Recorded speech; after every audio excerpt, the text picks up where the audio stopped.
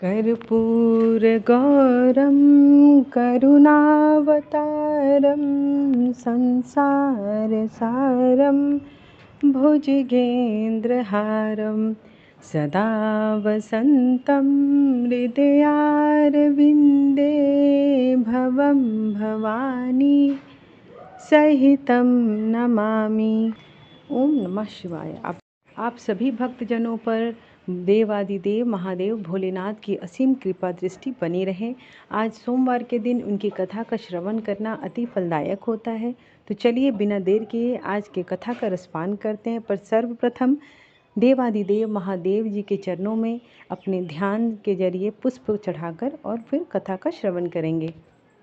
ओम त्र्यंबकं यजामहे सुगंधिं पुष्टिवर्धनम् उर्वारुकमिव बन्धनान् मृत्योर्मुक्षीमामृतात्। आइए अब हम सब मिलकर कथा का श्रवण करते हैं। एक समय की बात है कि एक नगर में एक साहूकार रहता था। उसके घर में कोई भी संतान की नहीं थी, उसके यहाँ कोई भी धन की कमी नहीं थी, लेकिन उसकी कोई संतान नहीं होने के कारण वह बहुत दुखी था। पुत्र प्राप्ति के लिए वह प्रत्येक सोमवार व्रत रखता था और पूरी श्रद्धा के साथ शिव मंदिर जाकर भगवान शिव और पार्वती जी की पूजा करता था। उसकी भक्ति देखकर एक दिन माँ पार्वती प्रसन्न हो गई और भगवान शिव के उस साहूकार की मनोकामना पूर्ण करने का आग्रह किया। पार्वती जी की इच्छा सुनकर भगवान शिव ने कहा कि हे पार्वती, इस संसार में हर प्राणी को उसके कर्मों का फल मिलता है और जिसके भाग्य में जो हो उसे भोगना ही पड़ता है। लेकिन पार्वती जी ने साहूकार की भक्ति का मान रखने के लिए उसकी मनोकामना पूर्ण करने की इच्छा जताई। माता पार्वती के आग्रह पर शिव जी ने साहूकार को पुत्र प्राप्ति का वरदान तो दे दिया, लेकिन साथ ही यह भी कहा कि उसके बालक की आयु केवल 12 वर्ष होगी। माता पार्वती और भगवान शिव की बातचीत को साहूकार ने सुन रहा था। उसे ना तो इस बात की खुशी थी और ना ही दुख। वह पहले की भांति शिव जी की पूजा करता रहा। कुछ समय के बाद साहूकार के घर एक पुत्र का जन्म हुआ। जब वह बालक 11 वर्ष का हुआ तो उसे पढ़ने के लिए काशी भेज दिया गया। साहूकार ने पुत्र के मामा को बुलाकर उसे बहुत सारा धन दिया और कहा कि तुम इस बालक को काशी विद्या प्राप्ति के लिए ले जाओ और मार्ग में यज्ञ कराना। जहाँ भी यज्ञ कराओ वहाँ ब्राह्मणों को भोजन कराते हुए दक्षिणा देते हुए जाना। दोनों मामा भांजे इसी तरह यज्ञ कराते हुए ब्राह्मणों को दान दक्षिणा देते हुए काशी की ओर चल पड़े। रात में एक नगर पड़ा जहाँ नगर के राजा की कन्या का विवाह था, लेकिन उस राजकुमार से उसका विवाह होने वाला था। वह एक आंख से काना था। राजकुमार ने पिता के ने अपने पुत्र के काना होने की बात को छुपाने के लिए एक चाल सोची। साहूकार के पुत्र को देखकर उसके मन में एक विचार आया। उसने सोचा क्यों ना इस लड़के को दूल्हा बनाकर राजकुमारी से विवाह करा दूं। विवाह के बाद उसको धन देकर विदा कर दूंगा और राजकुमारी को अपने नगर ले जाऊंगा।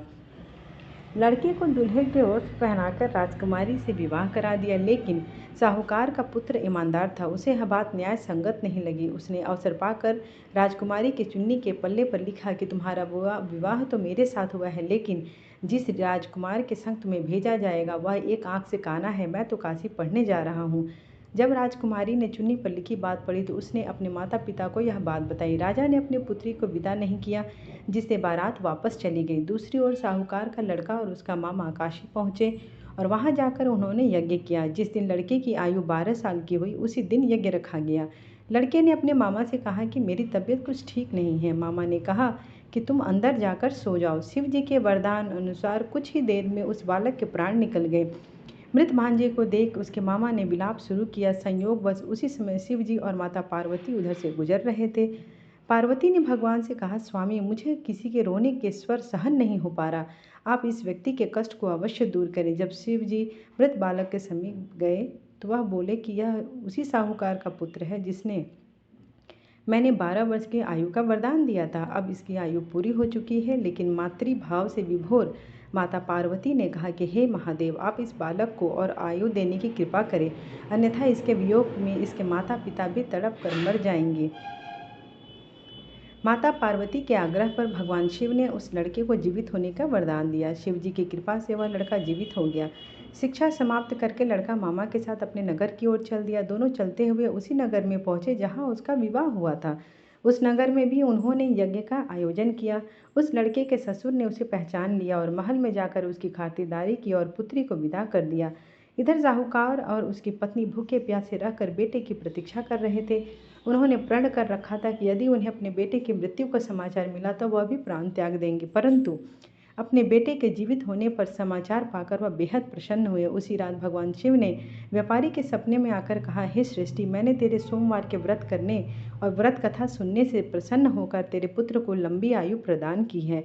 इसी प्रकार जो कोई सोमवार व्रत करता है या कथा सुनता है और पढ़ता है, उसके सभी दुख दूर हो जाते हैं और समस्त मनोकामनाएं पूर्ण होती है।